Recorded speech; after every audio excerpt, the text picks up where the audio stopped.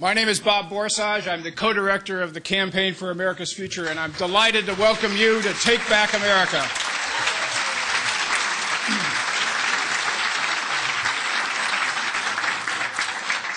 Over the course of this week, you will represent 2,000 in number, organizers, leaders, intellectuals, bloggers, citizens from across the country, all coming to Washington to begin to take our country back. So I want to welcome you to this city. Many of you may think of it as occupied territory. But you've come at the right time. Tom DeLay left on Friday.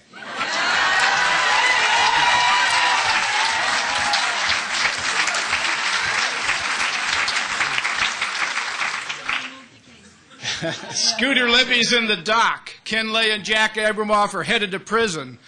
And George Bush has gone from swagger to sorry. It's our time. Now, this conference is designed as a banquet, a great feast. Many courses, many things to choose from. We purposefully designed it to frustrate you because you can't imbibe them all. You can't miss the remarkable training track put together by Progressive Majority. We're providing a platform for those who will leave this country or seek to leave this country over the next years, and it is a sign of your strength and your energy that they agree to come here and to speak and to present themselves to you. We will put forth here a very clear progressive agenda for the common good. We're going to argue about what we are for, and then we're going to showcase the new leaders, the new organizations, the new capacity, the new energy that is driving the progressive resurgence. And we assume that in all of this, the best sessions will take place in the hallway, when you meet with each other and plot and organize and make things happen.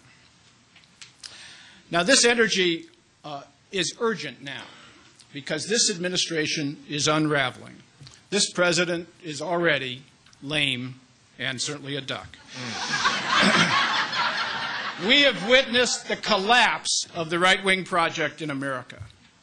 Iraq, Katrina, Terry Schiavo, Halliburton, Abramoff, gas prices, Enron, the prescription drug ripoff, outsourcing, deficits, Guantanamo. Have you had enough? I can tell you Americans have seen enough. In large numbers, they are turning against this administration and its signature policies. And this election this fall will inevitably be a referendum on the corruption and the incompetence and the lethal cronyism of this administration and the DeLay Congress. It is time to clean out the stables, but the purpose of this conference is something different. It isn't enough to change who's in control of Washington. We've got to change the direction of Washington. That will take more than one election. It will take more than Democrats taking over in the Congress. It will take an independent progressive movement, a movement that calls for fundamental reforms, that is bold at every level of government, that challenges the ideas and the ideology of the right. We build here not for this fall alone, but for the long haul. Now, today at this panel, we're going to lay out something that I've been very interested in. With the public rejecting the signature policies of Bush in overwhelming numbers and looking for a new course, have they also turned against the ideology and the philosophy of conservatives, of conservatism, which has really dominated our politics over the last 25 years? Have Americans gone from this very bold and aggressive conservative administration and its failures and turned to make a broader set of conclusions? Stan Greenberg will lay out a survey that we've done that probes that question and provides a snapshot of it. I've asked Katrina vanden Heuvel of The Nation and Biko Baker of the Hip Hop Convention to give very different angles of vision about it. And I want to talk to you a little bit about how I see this question now. The first step is for us to see clearly where we are. Why has the right failed? Yes, it is corrupt. Corruption abounds. But the right has not failed because it is corrupt. In fact, corruption was central to how it consolidated its power and disciplined its forces. Incompetence and cronyism, lethal cronyism in the case of Katrina, abound. But the right has not failed because it is incompetent.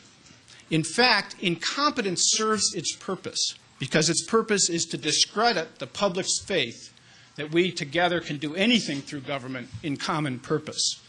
If you want to starve government and make it so weak you can drown it in a bathtub, as Grover Norquist says, then why not make Michael Brown the head of FEMA, a former harsh trainer? Why not fill the regulatory agencies with lobbyists and operatives for the very industries that they're supposed to police? Incompetence is an instrument that serves their purpose. No, the right's not failed because it's corrupt or because it's incompetent. It has failed because it's wrong. It got the world wrong.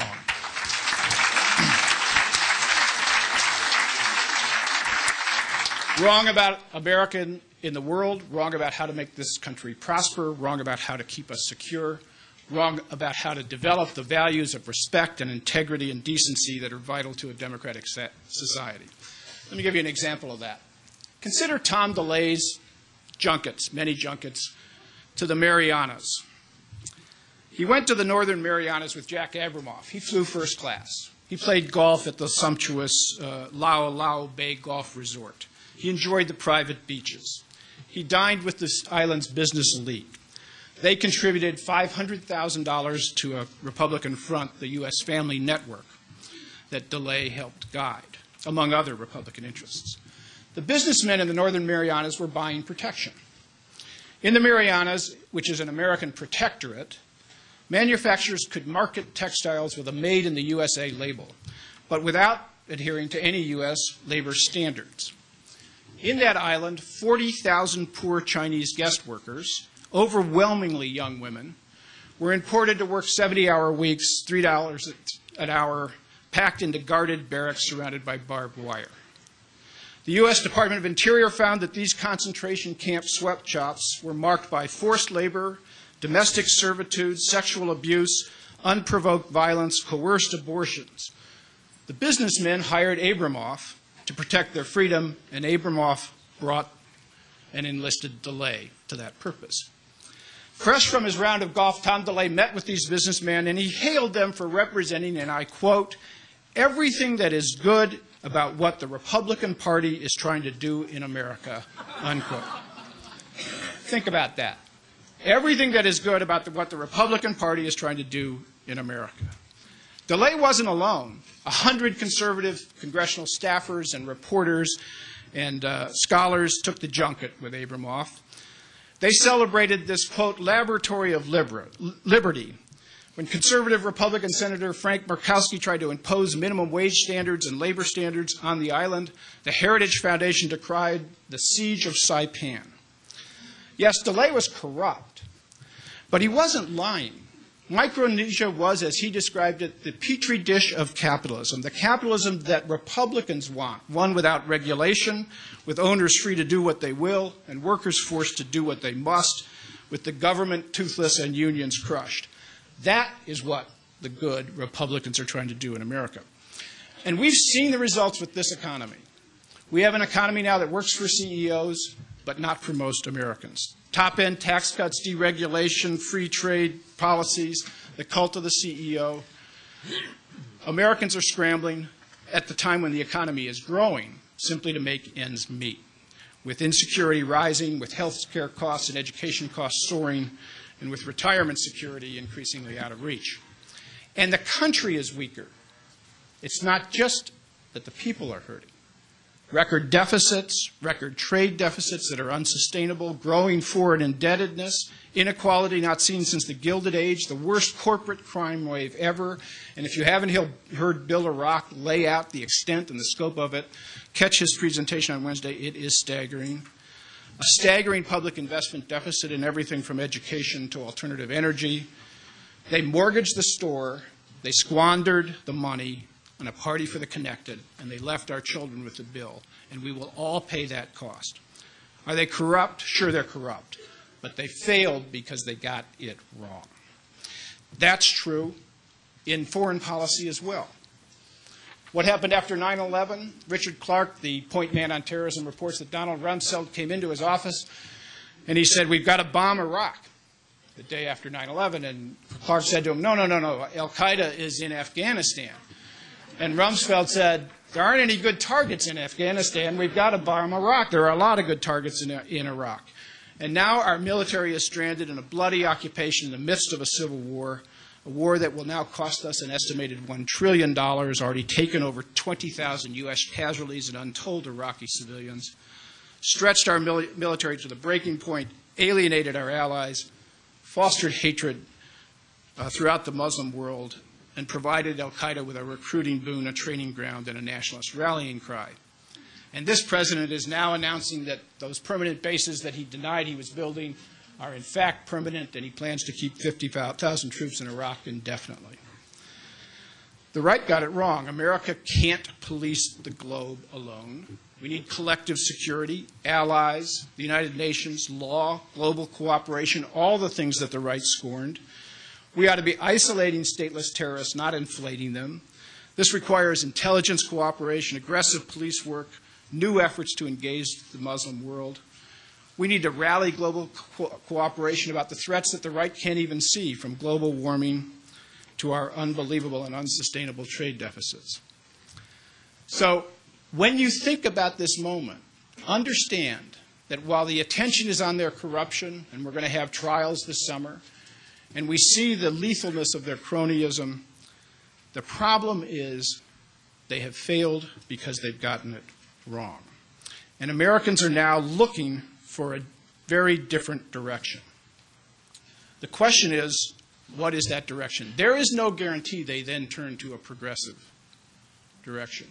Conservatives have been very good at discrediting, as Stan will show, the very notion of government as something that can be on your side. But we can make this our time. This is our opportunity. This is the time to put forth a bold new direction, a politics that reasserts the sense that we're all in this together, a new common purpose to building a more perfect union. This conference will help lay out the vision, the elements of that agenda, and you will express the energy, the confidence, and the passion for the reforms that can make this country better. We'll highlight fundamental initiatives. Together with Move On, the campaign will announce that it's planning to do major initiatives on new energy for America, on health care, and on cleaning up and reclaiming our democracy. We're going to have planning meetings on Wednesday morning that will be announced repeatedly. We want to encourage you to come and help brainstorm with us about how to go forward on those initiatives, in addition, obviously, to the work that Move On and others are doing on getting us out of the Iraq War. None of this is going to be easy. All of it meets with great entrenched resistance.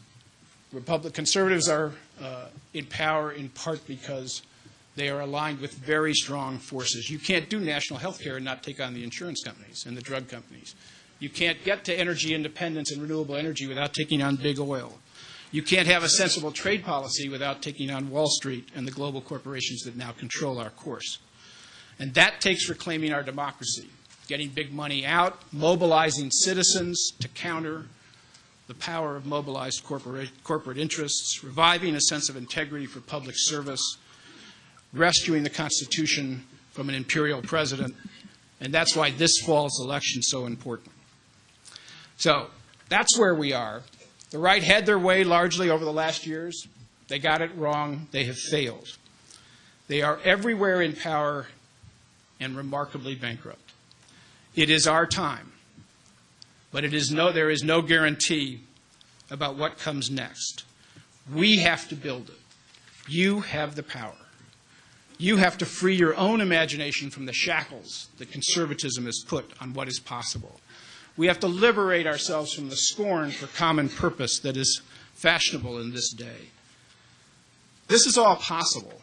You know, at the turn of the last century, when the robber barons controlled the industrial economy, populist and progressive movements began, middle-class reformers, angry farmers, poor workers, and they went after the most powerful, most corrupt regime this country has seen. Politicians were easily rented in those days. They were cheaper then than they are now. But they built a revolt that pushed reform at every level. They invented new institutions, revived democracy, the minimum wage, workplace health and safety, the 40-hour week. They gave us the weekend. They created the conditions for the broad middle class that is America's triumph. And now that legacy is what we should use to inspire us. In a world that has grown much smaller, we have the same challenge and the same forbidding obstacles and the same opportunity. You have the power. Together we can get it done, but we have to act. We've got to rouse ourselves. We've got to rouse our neighbors. We have to think in new ways. We have to aim a lot higher and have a lot more confidence. We have the power. We have the opportunity. Now we have to show we have the will. Thank you.